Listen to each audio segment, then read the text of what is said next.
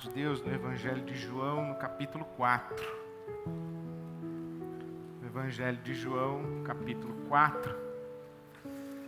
Estamos tentando acompanhar os passos de Jesus e caminhar em suas pisadas. Jesus anda rápido às vezes. E às vezes ele entra numa esquina e quem fica para trás na caminhada corre o risco de perder uma guinada de Jesus e seguir em frente quando ele já não está mais na mesma trilha. Quem caminha muito lento, assim, de Jesus, pode ir ficando muito para trás e acreditar que ele está mais adiante. Mas Jesus entra numa esquina e a gente não vê. Aí a gente segue reto achando que está seguindo a Jesus, mas não está mais. Ele já virou a esquina. E ele está nos levando até o Pai dele. Nós adoramos o Deus e Pai de nosso Senhor Jesus Cristo. Essa expressão do apóstolo Paulo é extraordinária. Deus e Pai de nosso Senhor Jesus Cristo. Debaixo dessa palavra Deus, há um monte de sentidos, significados. Deus, quando nós falamos a palavra Deus, nós estamos nos referindo àquele a quem Jesus chamava de Pai, e não apenas nos ensinou a chamar de Pai, mas nos autorizou a chamar de Pai. Então nós adoramos o Deus e Pai de nosso Senhor Jesus Cristo. O Harold Kushner, o rabino, disse que se você não crê em Deus, fale para mim a respeito desse Deus, que pode ser que eu também não creia nele. Então nós, quando falamos Deus, nós estamos nos referindo ao Deus e Pai de nosso Senhor Jesus Cristo. E se não andarmos bem atentos a Jesus, nós podemos seguir numa trilha e daqui a pouco nós estamos diante de Alá. Não é o Pai de Jesus. Então por isso nós estamos tentando acompanhar os passos de Jesus. Aqui no Evangelho de João, ele já virou algumas esquinas e algumas pessoas se perderam grave assim de Jesus. Algumas ficaram para trás, perderam o ritmo da caminhada. Jesus fez várias entradas em esquinas que o pessoal já se perdeu. Aqui no capítulo 4, que nós vamos ler agora, os próprios discípulos de Jesus quase se perdem. Porque Jesus vira uma esquina aqui no capítulo 4 que é uma grande, mas é uma esquina, pensa uma esquina assim, uma virada brusca. É uma mudança de direção, quase que Jesus vem, ele entra numa diagonal, assim, é muita esquina que ele entra. E os discípulos quase seguem em frente. Então eu queria que você prestasse atenção no capítulo 4 do Evangelho de João, é muito importante. Então, que o Espírito Santo de Deus nos conduza nessa caminhada, enquanto lemos o Evangelho de João, capítulo 4, amém? Amém. Começa aí dizendo no versículo 3 que Jesus, o Senhor, voltou da Judéia para a Galiléia. E na Bíblia Sagrada, essas pequenas expressões, elas são muito importantes. Saiu da Judéia para a Galiléia. Onde é a Judéia? Onde é a Galiléia? Por que ele está saindo da Judéia, indo para a Galiléia? E no versículo 4 diz que era necessário passar por Samaria. Saiu da Judéia, foi para a Galiléia e era necessário passar por Samaria. Então, vamos fazer desse palco aqui um mapa, tá bom? Aqui é o sul de Israel. Estamos no sul de Israel. Estamos aqui perto de Jerusalém. Jerusalém está aqui, Belém está por aqui. E de Jerusalém, indo para o norte, aqui é a Judéia. Aqui é a região da Judéia. Indo para o norte, a gente sobe o Rio Jordão. O Rio Jordão vem lá do norte para o sul, acaba aqui no Mar Morto, praticamente. Então você está subindo o Rio Jordão para a Galiléia, que fica no norte. No meio do caminho tem Samaria. Tem a região da Samaria. Então Jesus sai do sul, que é a Judéia, vem para o norte, que é Galiléia, e aqui tem o Mar da Galiléia. As margens do Mar da Galiléia tem Cafarnaum, Tiberíades, Caná da Galiléia, fica um pouquinho mais para dentro. Então aqui é o Mar da Galiléia, água doce. A gente pensa que é mar, que é água salgada, mas não é não, é água doce, é um lago. Lago de Genezaré, lago da Galiléia.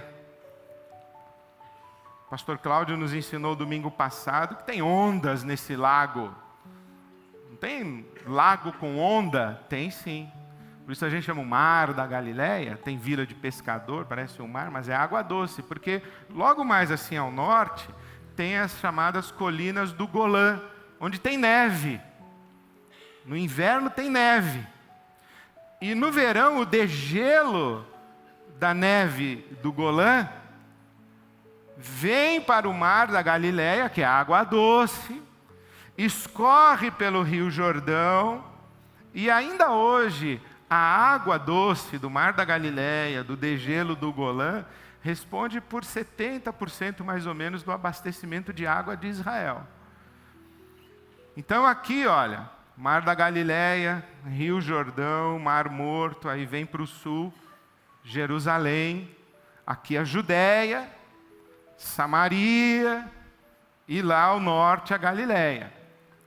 Se você for para Israel hoje, por exemplo, você vai encontrar as chamadas autonomias palestinas. Hoje, por exemplo, o território de Israel é um conflito entre os israelitas ou israelenses e o povo palestino. Os palestinos ficam na faixa de Gaza, mais aqui ao sul, assim, de Jerusalém, perto, indo para o Egito. Tem a faixa de Gaza, aí fica os palestinos bombardeando Israel, Israel bombardeando os palestinos, essa luta sangrenta.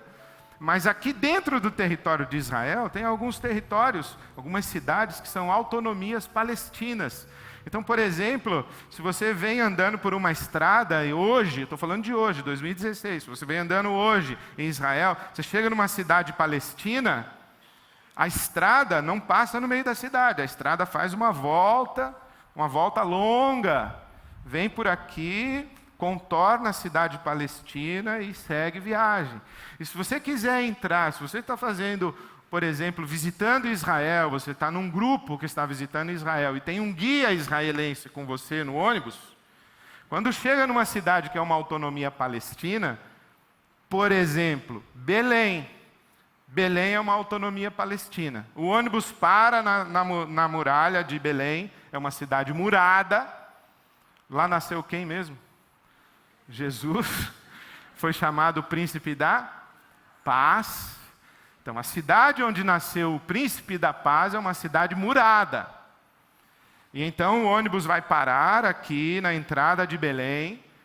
O guia israelense vai descer. O ônibus vai entrar na cidade e vai subir um guia palestino. Porque o israelense não entra na cidade. Aí você continua a sua viagem turística, espiritual, religiosa, seja lá o que for. Volta, o guia palestino desce, o ônibus sai, entra o guia israelense. Então, isso 2016. No tempo de Jesus era mais ou menos assim, só que não eram os palestinos, eram os samaritanos. Aqui, quando Jesus diz assim, saindo do sul na Judéia, dizendo, vamos para Galiléia, caminho certo, margeando o Jordão. Água, vegetação, sombra, viagem tranquila. Ali mais para dentro, deserto, quente, a região dos samaritanos.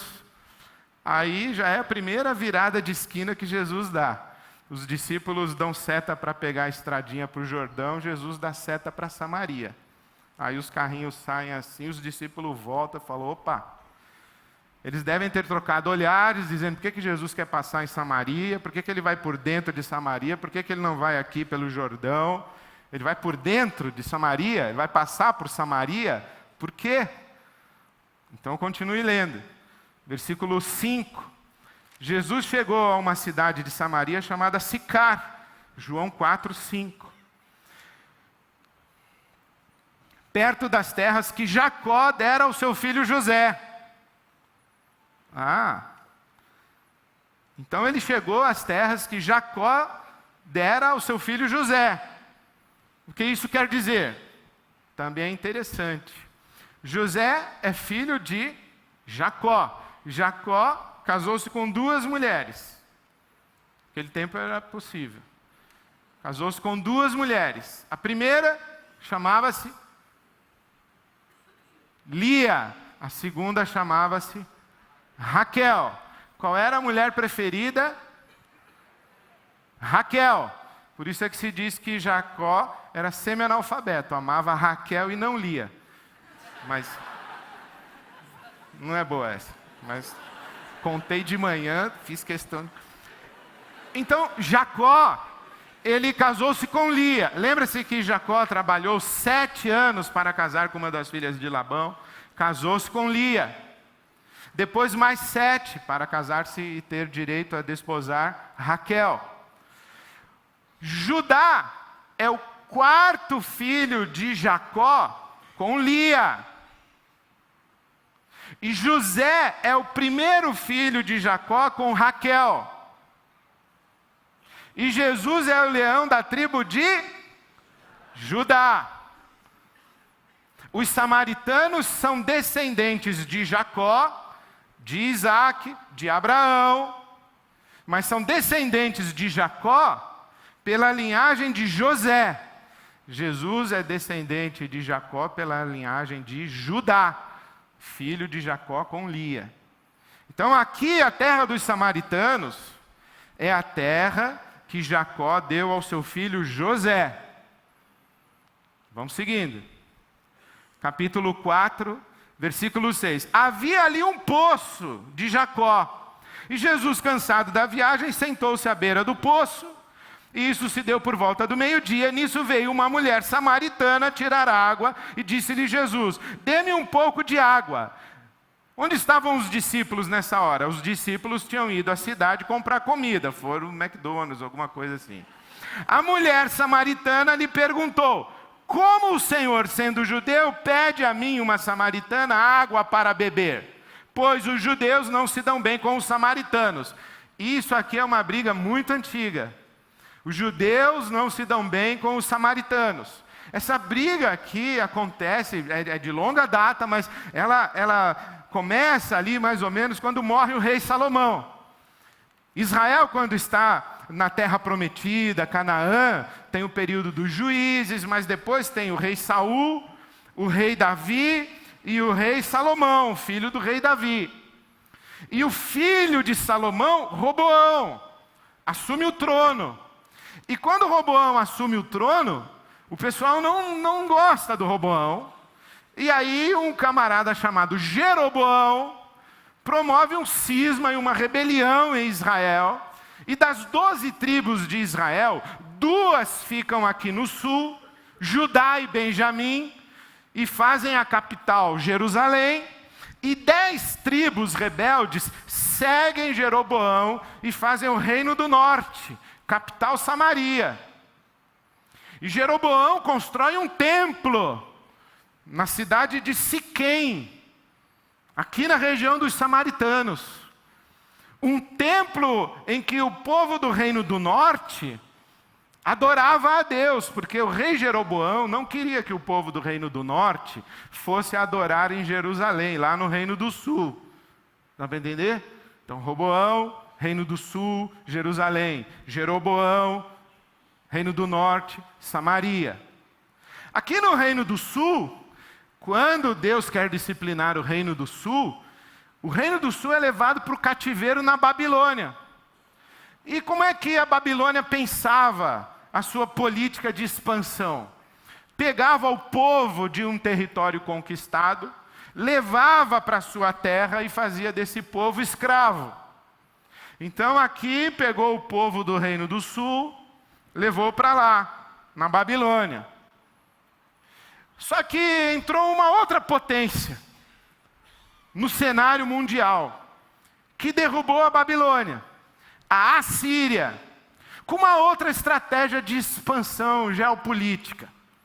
A Assíria invadia um território e tomava posse, e ia tomando posse de tudo que estava pela frente, inclusive, principalmente, as mulheres. E eles invadiram o Reino do Norte, fizeram filhos, constituíram família, se estabeleceram no Reino do Norte, capital, Samaria, e os samaritanos passaram a ser vistos pelos judeus aqui do Reino do Sul como judeus que não têm mais sangue puro judeu. Eles não são mais judeus, eles são outra raça, são outro povo. Primeiro que são rebeldes, são cismáticos. Primeiro que seguiram a um outro rei que não tem legitimidade. Segundo que misturaram seu sangue com outros povos. E porque misturaram o seu sangue com o sangue de outros povos, também adotaram para si os deuses dos outros povos. E o Reino do Norte ficou muito idólatra. Por exemplo, na sucessão de reis do Reino do Sul, foram 19 reis no Reino do Sul e 20 reis no Reino do Norte. Sabe quantos reis do Reino do Sul foram fiéis a Deus? 8. Sabe quantos reis do Reino do Norte foram fiéis a Deus? Nenhum. 0. Então o pessoal aqui do Sul não olhava para os samaritanos com bons olhos. Não se davam com os samaritanos. E então vem Jesus, diz para os seus discípulos: vamos para a Galiléia, lá no norte, mas vamos por Samaria, não vamos margeando o Jordão. E chegam a um lugar, param no poço, estão cansados de viagem, param no poço. Jesus manda os discípulos buscarem comida na cidade, fica sozinho na beira do poço e chega uma mulher samaritana. E o poço é lugar de mulher. Poço é lugar de mulher. Quando, por exemplo, na Bíblia Sagrada, Abraão manda ao seu servo encontrar uma esposa para o seu filho Isaque, e Isaque então recebe Rebeca, o servo de Abraão que foi buscar uma esposa para Isaque, encontrou essa mulher aonde? No poço. Porque poço é ambiente feminino, é tipo porta de escola, assim. Tem um monte de mãe pegando filho e tem um pai lá. E aí, tudo bem? Seu filho é de que série e tal? Que conversa mole é essa? E aí Jesus chega para essa mulher e diz: pode me dar um pouquinho d'água? Estou com sede. Aqui essa mulher, na beira do poço, ela está longe do seu pai, está longe do seu marido. Ela está num ambiente feminino, é papo de mulher, é coisa de mulher. E o estrangeiro que para por ali, principalmente masculino, ele é uma presença, ele está fora de lugar. E aí ele fala com essa mulher e ela percebe que ele é judeu. Então ele não somente está fora de lugar, mas ele não devia estar lá mesmo, porque ele é judeu e ela é samaritana. Ela é daqui, da escória. Aliás, eu tenho dito sempre, né, que um judeu naquela época, ele agradecia a Deus de manhã: obrigado, porque eu não nasci mulher, não nasci cachorro e não nasci samaritano. Imagina, o camarada acorda, fala: Senhor, muito obrigado por mais um dia, inclusive quero também te agradecer que eu não nasci mulher, não nasci cachorro e não nasci samaritano. Então essa mulher aqui é uma samaritana, ele é judeu, e ele fala para ela: me dá um pouquinho de água, e ela dá sequência na conversa. Ela diz assim: como assim? Você vem me pedir água? Você é judeu, eu sou samaritana? Aí Jesus diz assim no versículo 10: se você conhecesse o dom de Deus e quem está pedindo água para você, você lhe teria pedido e ele lhe teria dado água viva. Eu tenho uma água divina para te dar. A mulher olha para ele e fala: que conversa é essa? E água viva é um eufemismo, porque aqui A Bíblia tem trechos impróprios para menores. Aqui água viva é uma água que jorra. É um esguicho. Tem um esguicho para te dar. É uma palavra de duplo sentido. Essa mulher está querendo ver onde essa conversa vai chegar. Jesus está falando de água mesmo, ele está falando da virilidade dele, do sêmen dele. Está conversando com a mulher está conversando com ele. E ela diz assim, bom, o senhor não tem como pegar a água do poço. Então, dessa água aí é que o senhor não está falando. Que água é essa que o senhor está falando? Que água viva é essa? Aí Jesus diz assim, versículo 13, quem beber desta água do poço, terá sede outra vez, mas quem beber da água que eu lhe der, nunca mais terá sede. Ao contrário, a água que eu lhe der se tornará nele uma fonte de água a jorrar para a vida eterna. E a mulher diz, então, Senhor, me dê dessa água. Eu quero essa água. Aí Jesus vira para ela e diz, então, cadê o seu marido? Vai buscar o seu marido. Aí ela, o que tem a ver o meu marido com tudo que a gente falou até agora? Aparentemente não tem, mas tem. E essa mulher demonstra que ela sabe conversar, e sabe muito conversar. E ela sabe o que está acontecendo, e ela fica um pouquinho ressabiada e diz assim, eu não tenho marido. O que ela está dizendo é, eu estou livre, não se preocupe, eu não tenho marido. Porque lembre-se, em Israel, aquela cultura, mulher é propriedade do pai e depois que casa é propriedade do marido. O marido que não quer mais a mulher, coloca na calçada, mas fica de olho. Porque o primeiro que tocar nessa mulher por quem ele pagou um dote de alguns camelos, ele vai lá cobrar camelo também de indenização. E aí a mulher diz assim para Jesus, eu quero essa água, eu vou contigo, me dá essa água. Então cadê o seu marido? Ela entende que Jesus está dizendo, mas você é comprometida, alguém vai vir reclamar a posse? Ela pensa isso. E ela diz, não tenho marido, ninguém vai vir reclamar a posse. Aí Jesus diz, é fato, você não tem marido, porque você já teve 5, e o homem com quem você vive agora não é seu marido. Versículo 18. Você já teve 5 maridos, e o homem com quem você vive não é seu marido. Isso aí você falou é verdade. Aí a resposta da mulher imediata, versículo 19. Senhor, vejo que é um profeta, o senhor é um profeta. E ela muda de assunto imediatamente, mas não muda. Presta atenção na leitura, hein? Nossos antepassados adoraram neste monte, mas vocês, judeus, dizem que se deve adorar em Jerusalém. Bom, o que está acontecendo? Lembra que Jeroboão fez um templo em Siquém? Então os samaritanos adoram em Siquém. Os judeus adoram em Jerusalém. Ela muda de assunto? Não, ela não muda. Ela sabe que agora ela está falando com um profeta. Então, o que ela está dizendo? Entendi a sua. Agora eu entendi onde você quer chegar. Você quer dizer que eu sou uma mulher promíscua e que tenho muitos maridos? Mas você não está falando de mim e da minha promiscuidade. Você está falando do meu povo, dos samaritanos. Você está falando da promiscuidade dos samaritanos. Sabe qual é a palavra usada para marido na Bíblia Sagrada? Baal. Jesus diz assim para ela, você quer água viva? Fonte de água viva? Não conhece, não sabe de que água eu estou falando? Então quem é o seu Baal? Cadê o seu Baal? Vá buscar o seu Baal.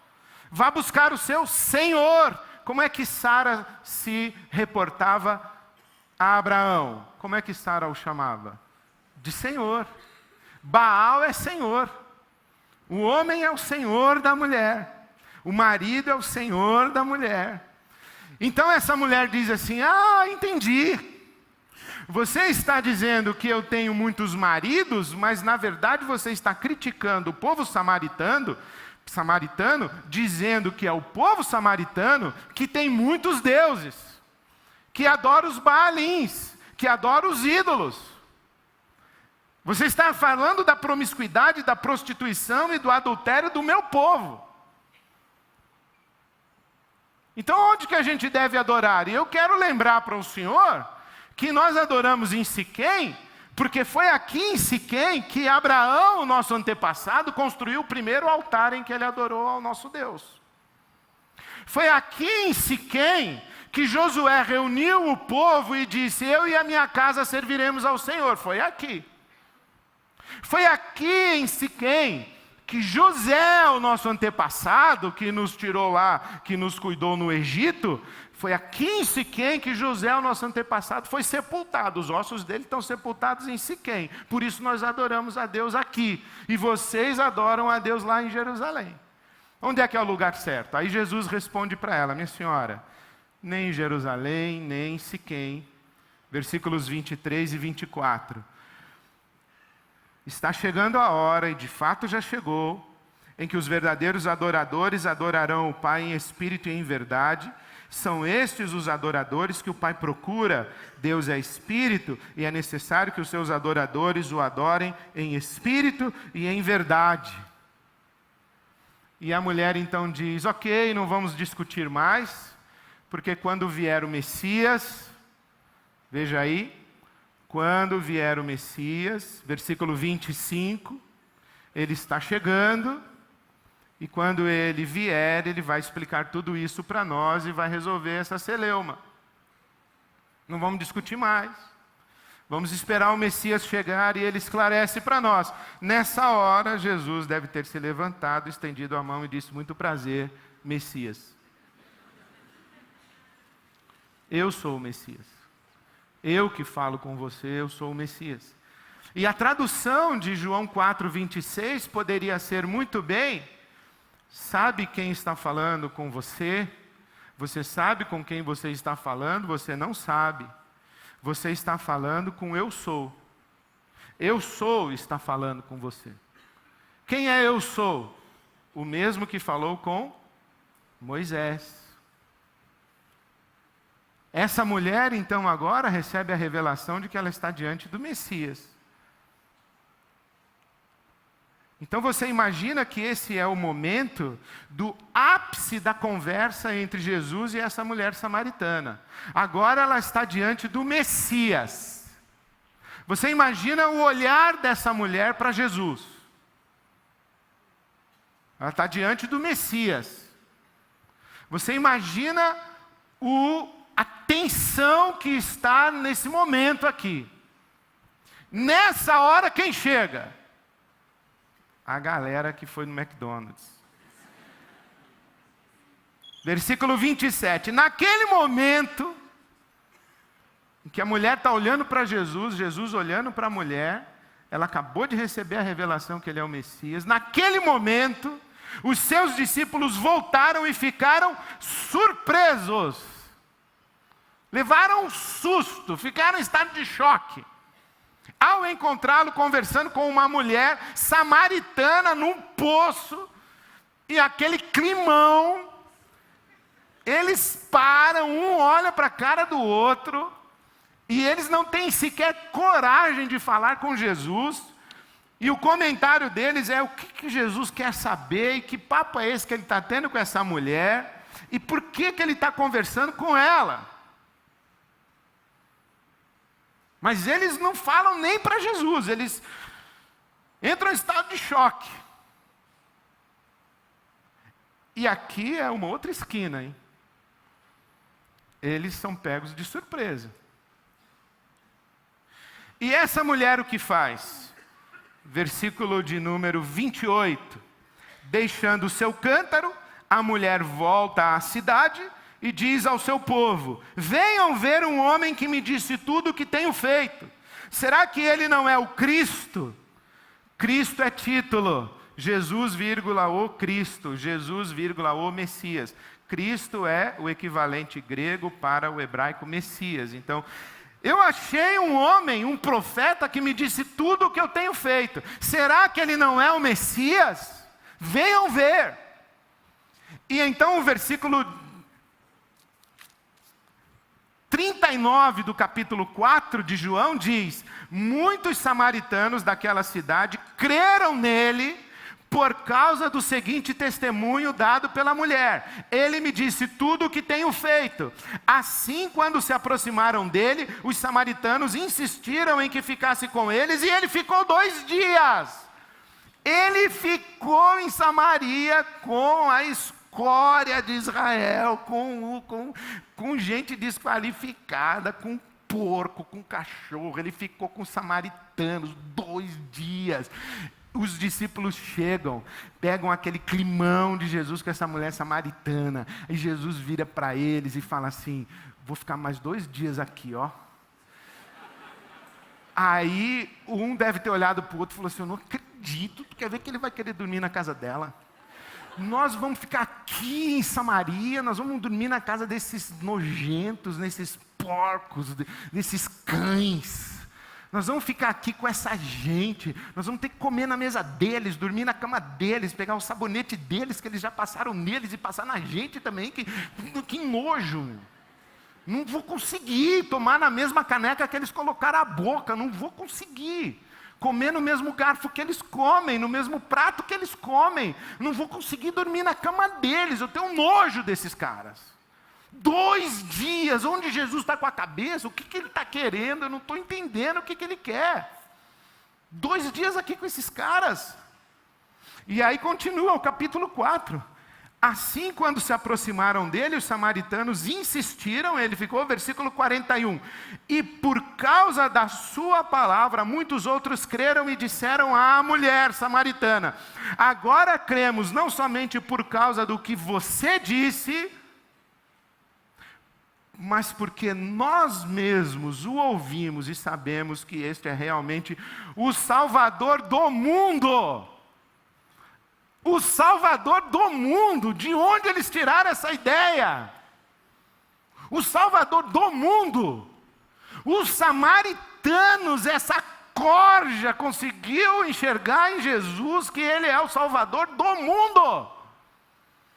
Por quê? Porque ele viu tudo o que eles faziam, ele revelou os segredos deles, ele conhecia a vida deles. Jesus era um profeta que os enxergou, que os viu, mas não somente os viu, viu o seu pecado, viu a sua sujeira, viu a sua promiscuidade e falou assim: apesar da sua situação, eu vou ficar na sua casa, eu vou dormir com você, eu vou comer na sua mesa, você é bem-vindo no meu mundo, no meu coração. Eu quero estar com você à mesa. Jesus, e isso daí, os caras falaram assim: esse cara é o Salvador do mundo. E isso é a esquina das esquinas, de todas as esquinas que Jesus traz para nós. E foram os samaritanos que disseram que Jesus é o Salvador do mundo. Porque Natanael não conseguiu ver que Jesus era o Salvador do mundo. Porque a mesma coisa que aconteceu Jesus e os samaritanos, aconteceu com Jesus e Natanael. Filipe, um discípulo de Jesus, foi lá para Natanael e falou assim: Natanael, achei o profeta, achamos o profeta, o Messias chegou, Natanael. Aí o Natanael diz assim: de onde ele é? Ele falou: de Nazaré. Ele falou: você está louco, Filipe? De Nazaré é do norte. O norte, Nazaré fica assim, ó, Jerusalém, Rio Jordão, Mar da Galileia, Cafarnaum, aí vai para o fim do mundo, Nazaré.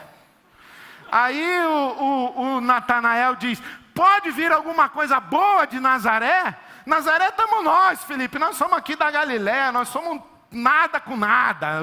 O Messias, ele deve vir lá em Jerusalém. Ele não é de Nazaré, o Messias é lá do sul, não é aqui do norte. Capítulo 1 do Evangelho de João, vire aí só uma página da sua Bíblia. Essa história começa aí no versículo 44. Aí depois vai 46. Aí o Filipe diz assim para Natanael, no 46, vem ver então. E no 47, João 1,47, ao ver Natanael se aproximando, disse Jesus: aí está um verdadeiro israelita em quem não há dolo, em quem não há falsidade. Aí está um israelita de verdade. Isso causa um impacto em Natanael tão grande, que o Natanael olha para Jesus e fala assim: de onde você me conhece? E Jesus diz assim, versículo 48, eu vi você ainda quando você estava debaixo da figueira, antes de Filipe falar com você. É a mesma coisa. Jesus vê o Natanael e o Natanael nem sabe que está sendo visto. Jesus vê a mulher samaritana e a mulher samaritana nem sabe que está sendo vista. Jesus vê os samaritanos e os samaritanos nem sabem que estão sendo vistos.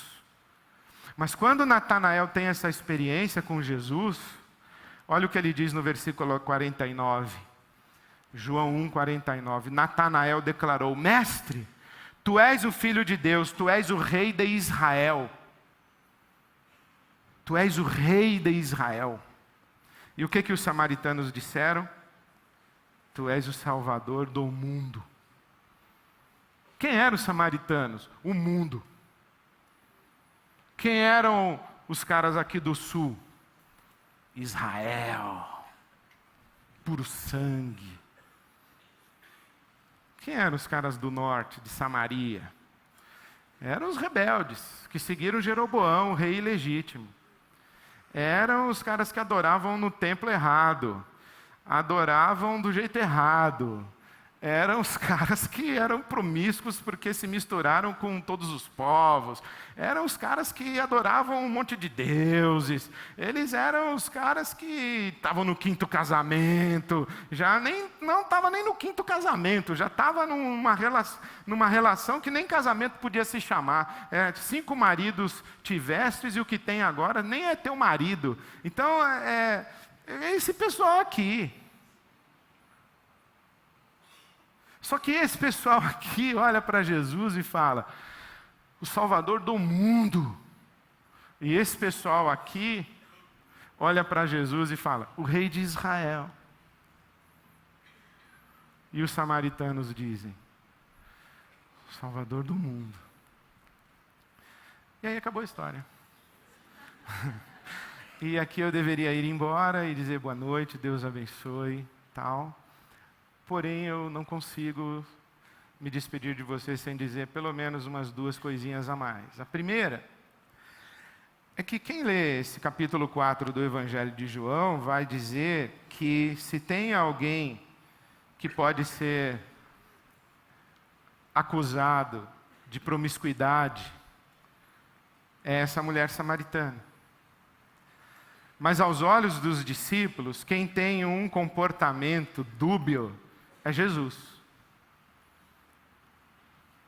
Porque aos olhos dos discípulos, eles não esperavam nada diferente do comportamento daquela mulher. Aliás, eles não esperavam nada daquela mulher. Eles se surpreendem com o comportamento de Jesus. E, na verdade, não só os discípulos se surpreendem com o comportamento de Jesus. A própria mulher samaritana se surpreende com o comportamento de Jesus. Que papo é esse que você está tendo comigo aqui, na beira de um poço? Você é judeu, sou samaritana, você é homem, eu sou mulher. Essa conversa de duplo sentido, essa água que jorra aí, que conversa é essa? Essa acusação de alguém que pode receber um carimbo de promíscuo, ela aqui no capítulo 4 do Evangelho de João cabe mais para Jesus do que para a mulher. E os discípulos levam esse susto, porque até então a promiscuidade, o adultério, a prostituição espiritual era uma característica de Israel. Os profetas de Israel sempre denunciaram o pecado da idolatria como um pecado de adultério espiritual. Israel, que corria atrás dos seus namorados, dos seus amantes. Israel é que encontrava outros deuses para flertar e abandonava o Deus de Israel. abandonava Yahvé. Então os discípulos estão dizendo: nós sempre conhecemos um Deus que tinha um povo, e sempre conhecemos um povo desse Deus que tinha vários deuses. Nós sempre soubemos que o povo de Deus tinha vários deuses. O que nunca passou pela nossa cabeça é que o Deus de Israel tivesse vários povos. É que o Deus de Israel também se desse a outros povos, principalmente povo do jeito que são esses samaritanos aí. O que acontece aqui no capítulo 4 de João é que pela boca de Jesus, a postura e a atitude de Jesus, Deus está dizendo para Israel: você, Israel, é um povo exclusivamente meu, mas eu, como Deus, não sou exclusivamente seu. Você é um povo exclusivamente meu, mas eu não sou um Deus exclusivamente seu. E isso é uma grande esquina. Os discípulos quase foram embora e deixaram Jesus em Samaria. E eu fico a considerar se nós, cristãos, protestantes, evangélicos, não cometemos o mesmo pecado e não somos passíveis de perder Jesus na mesma esquina, de julgarmos que o Deus e Pai de nosso Senhor Jesus Cristo é um Deus exclusivamente nosso. E passarmos a tratar aqueles que adoram outros deuses, que têm outros templos, que têm outros comportamentos morais, como cães, porcos, escória humana, lixo. E acharmos que nós temos o direito de matá-los, inclusive, invadindo suas boates.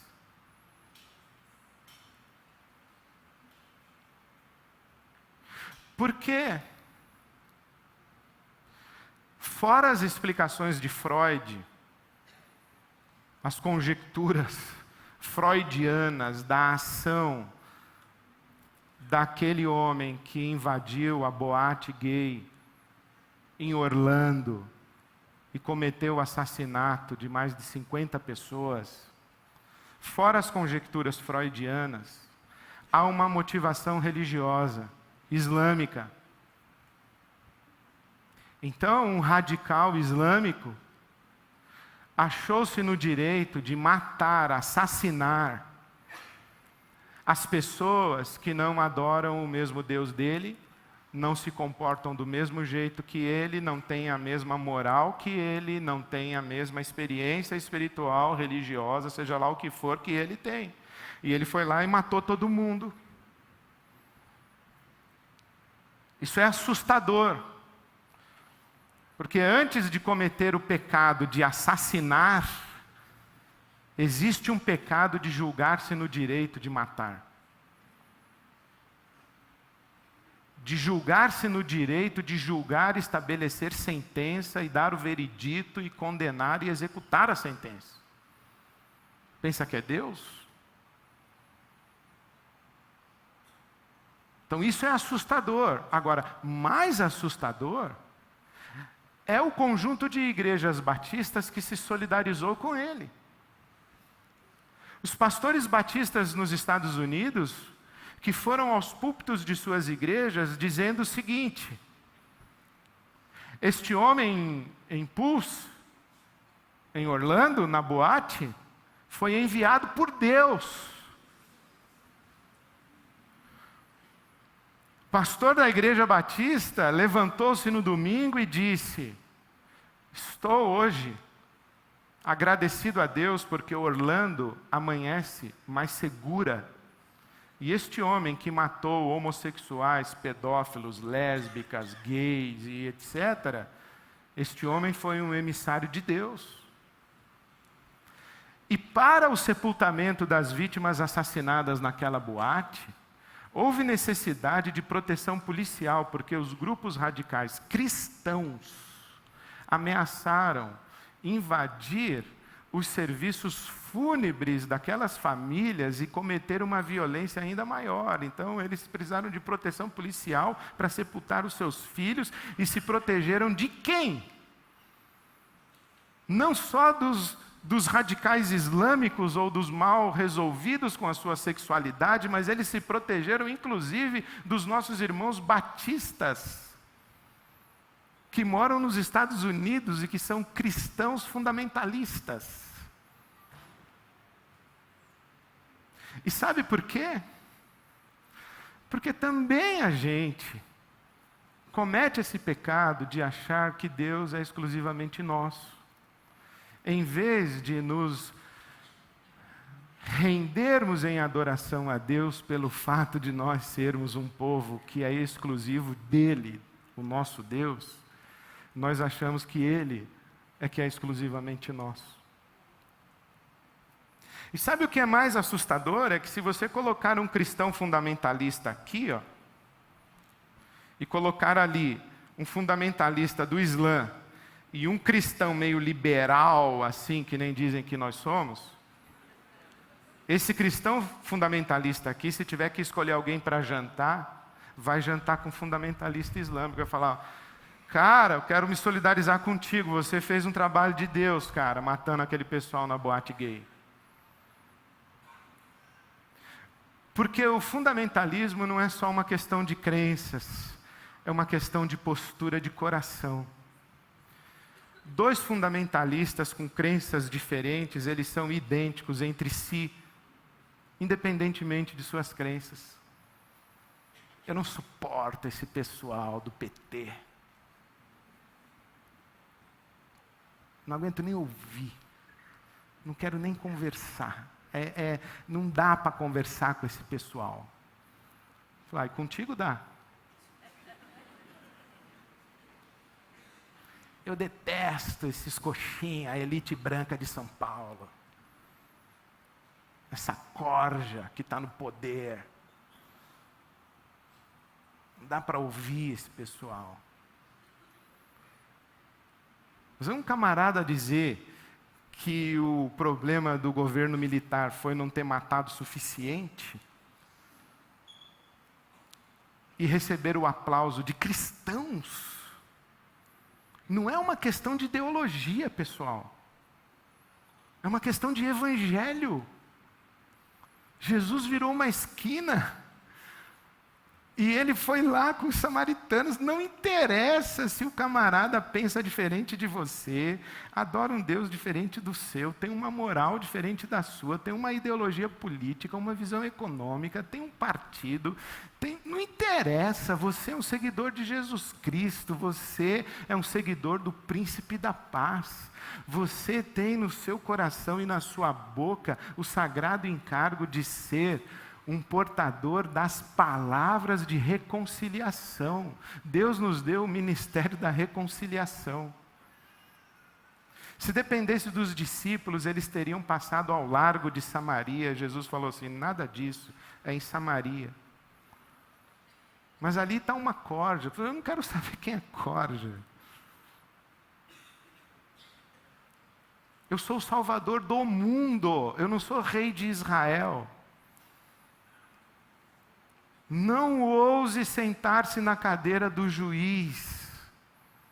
Você é um anunciador de boas novas, boas notícias. Você convida pessoas para jantar com Jesus. Você não faz a triagem da agenda de Jesus.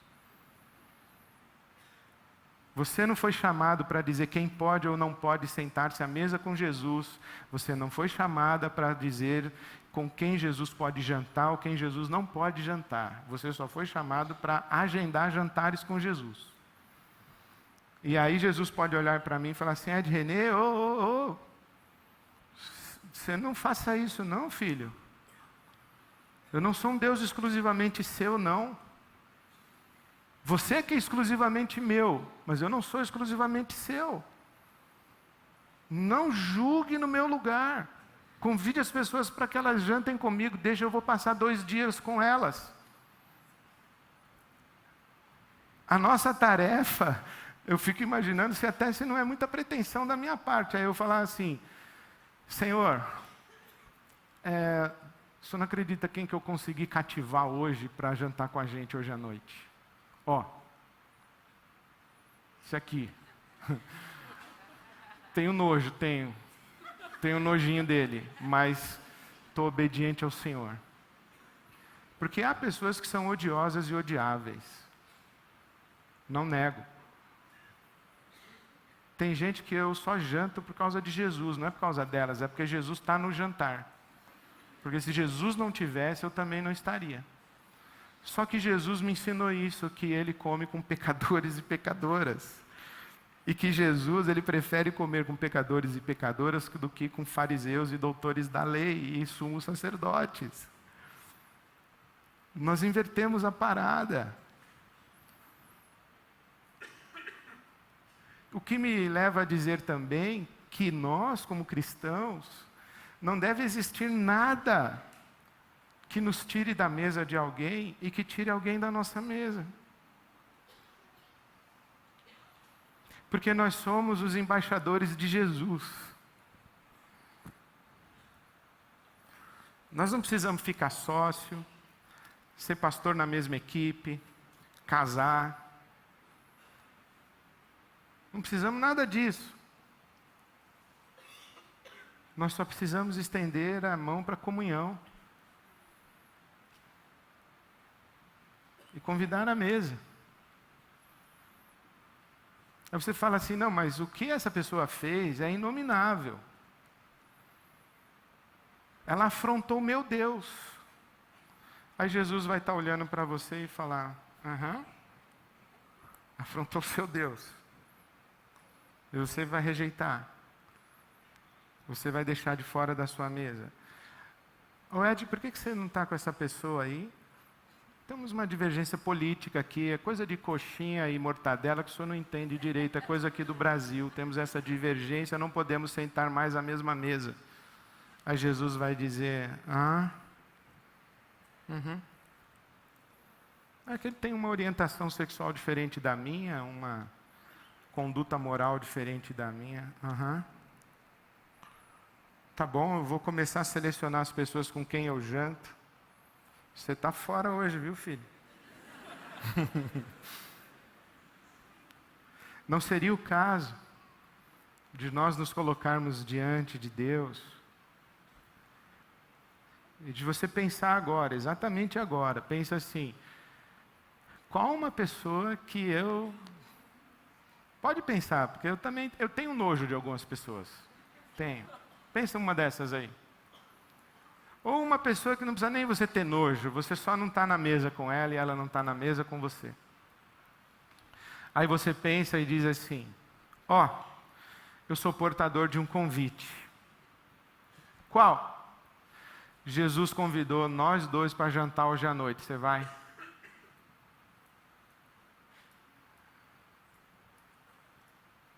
Porque isso aqui é João 4. Jesus olha para os discípulos e diz, eu vou ficar 2 dias com esses samaritanos. E eu vou revelar o amor do meu Pai para eles, eu vou revelar o meu Pai para eles. Eu vou ficar 2 dias com eles, na casa deles, vou comer a comida deles, dormir com eles, ficar com eles. Vocês vêm? Ou vão seguir viagem? Eu vou ficar na Samaria.